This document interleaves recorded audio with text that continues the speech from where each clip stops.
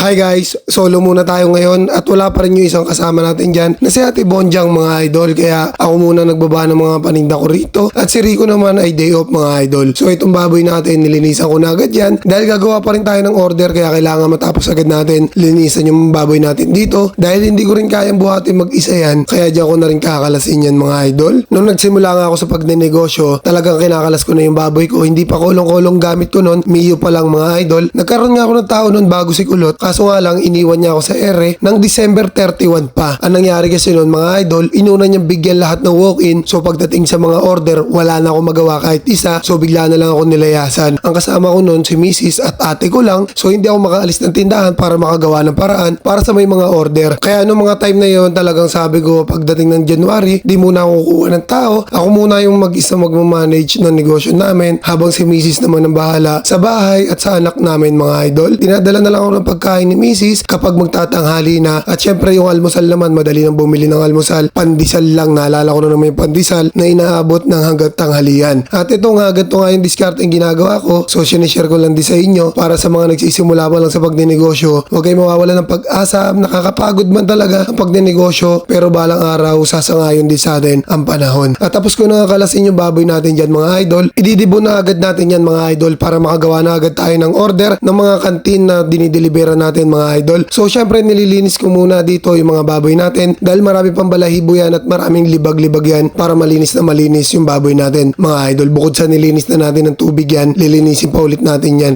lahat ng balat ng baboy natin para malinis na malinis kapag dinisplay natin yung baboy natin mga idol. At after kong gawin yan mga idol, gagawa naman ako dyan ng order ng kantin natin. Kailangan ko talagang bilisan yung kilos dito dahil kailangan ko rin may deliver agad yung order ng mga kantin natin dahil iluluto pa talaga nila yon. At nung mag-isa nga lang ako sa pagtitinda mga idol, syempre si Mrs. busy rin talaga sa bahay, nag-aasikaso ng bata at siya naman yung namimili ng mga grocery natin, kaya wala talaga tayong choice kundi galingan natin sa pagnenegosyo at kailangan natin sipagan mga idol. Kahit wala akong tao na yon, nung time na yon mga idol, mag-isa lang ako, 7 months ako naging mag-isa bago ko makilala si Kulot, bago siya pumasok dito mga idol. So wala rin kaalam-alam at kamuang-muang din si Kulot, kaya tinuruan ko rin talaga si Kulot kung paano yung mga diskarte at gagawin. Yun, madali naman napipick up ni Kulot yung mga ginagawa niya noong panahon na magkasama kami mga idol. At syempre wala na nga sa atin ngayon si Kulot dahil natuto na rin si Kulot, ewan ko kung nasa na ngayon si Kulot mga idol. At syempre ginagawa ko to para sa negosyo natin at para sa pamilya ko. So natapos ko na lahat ng order dyan mga idol, aalis na ako nyan,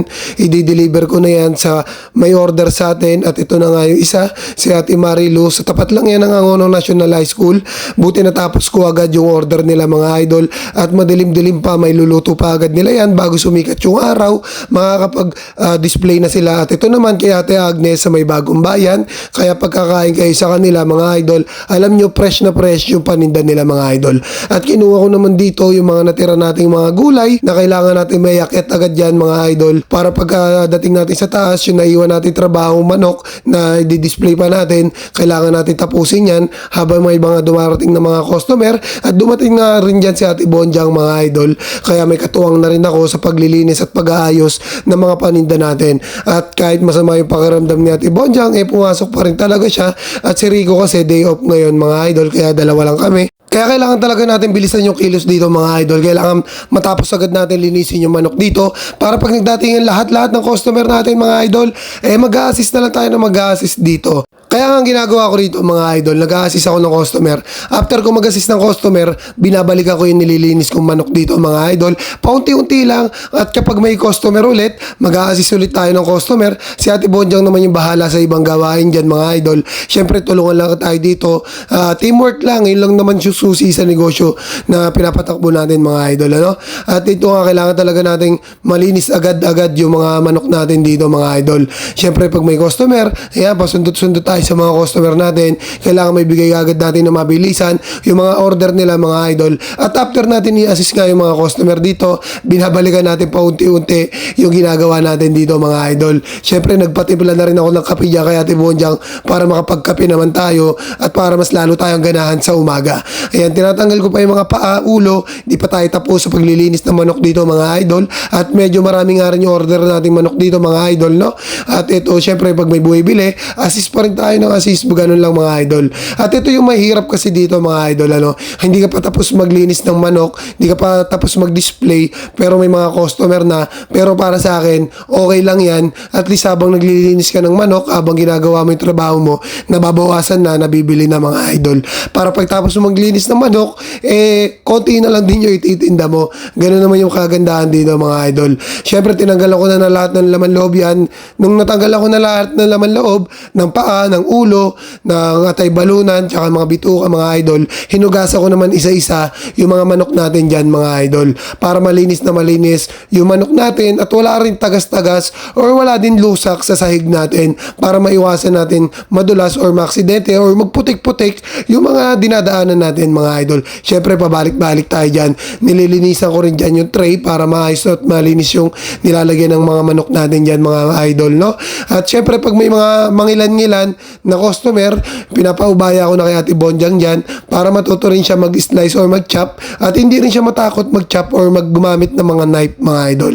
So, malapit na natin matapos dito linisan yung mga manok natin at ayusin naman natin dito yung mga paa at ulo. Nililinisan ko na mabuti yan dahil marami pa rin mga dugo yan at syempre, galing katayan, malansa pa yung mga manok natin para malinis na malinis yung manok natin dyan mga idol. At ito nga, gustong bumili ni idol ng laman loob, di ko pinagbigyan kasi hindi pa natin tapos linisin yung mga atay balunan at naalala ko, di pala ako naka-apron. Dumin-dumi na talaga dyan yung damit ko at tsaka lang ako nag-apron mga idol. So tinatanggal ko na rito yung mga bituka ng mga manok mga idol, no? Kung mapapansin nyo, yung laman loob ng baboy natin, hindi pa rin natin naisasabit yan. Kasi binibilis ako talagang matapos yung manok natin dito para customer na lang yung aasikasuhin natin. Siyempre, pagkatapos natin maglinis ng manok dito, lilinisin pa rin natin yung area natin dyan bago tayo matuluyan magtinda na lang mga idol. At siyempre, pag may mga order, i-check ko yan lahat sa messenger natin or mag-PM sa atin, pa-text. Pagka na-check ko lahat yan, kung wala naman tayong pa-order, tuloy-tuloy na lang tayo ng pag-assist dyan. Yung mga kanti naman na dinideliver natin, after ko naman magtinda, nagdadala pa rin ako sa kanila ng 12 PM para madala yung mga extra order nila mga idol. At pagtapos ko mag-assist ng mga customer mga idol, eto lilinisin ko ulit yung manok. Ganyan lang yung diskarte ginagawa natin. Tuloy-tuloy lang mga idol, wala tayong tigil. Kailangan matapos natin yan lahat. At pag natanggal ko na dyan lahat ng mga bituka ng mga manok mga idol, nandyan na yung mamamakyaw natin customer, nakita ko na. Ayan, nilinis ko muna dyan yung laman loob ng baboy kasi talagang sinadya ko yan para makita ni customer kasi may hilig di sa laman loob yan si customer mga idol. Para makita niya meron tayong laman loob ng baboy at may sabit ko na lahat yan. Yan, yung sinabitan ko nga pala ng laman loob ng baboy natin dyan, yung tinutuluan niya mga idol, meron tray na nakaabang doon para nasasalo doon yung mga katas ng tumutulo sa laman loob natin mga idol para hindi na-contaminate ng tumutulo or reseko ng laman loob yung iba natin paninda para nasasalo pa rin ng tray. So pag natulo na talaga lahat yung laman loob natin at naipon na sa tray, lilinisin natin yung tray at doon naman natin i-display yung mga paa, ulo at yung laman loob ng manok natin mga idol. So syempre ito, marami nang bumibili talaga, marami talagang bumili ito si Bossing, nagpagiling pa nga yan, inugasan ko. Tapos pagkatapos natin i-assist niya si Bossing, babalikan naman natin syempre yung laman loob ng manok natin dyan. Yan, ganyan lang yung diskarte natin, although nakakapagod talaga, lalo't may day off, syempre hindi naman natin hindi pwedeng pag-day open yung mga tao natin at baka bumigay naman yung katawan nila. At si Ate Bonja nga, dahil masama ang pakiramdam, kakabalik lang yan. Sabado, Linggo, umabsent nga pala yan si Ate Bonjang dahil masama rin pakiramdam. Buti nakabalik na siya ng Lunes. So, Martes na nga pala ngayon mga idol. Ganito yung galawan namin dito. Tuloy-tuloy lang, walang pahingaan, walang upuan dito, walang pansinan. Basta kung ano yung makikita kong madumi, utos ko lang Ate Bonjang, siya rin yung bahala maglinis. Hindi rin pala ako ma-order ng isda kapag dalawa lang kami kasi hindi namin kakayanin. Just in case na may kailangan talaga akong asikasuhin, lakarin, so pinagpapaliban ko muna. Kailangan matapos ko muna ito lahat na ginagawa ko or pagtapos ko magtinda, doon ko lang asikasuhin yun mga idol.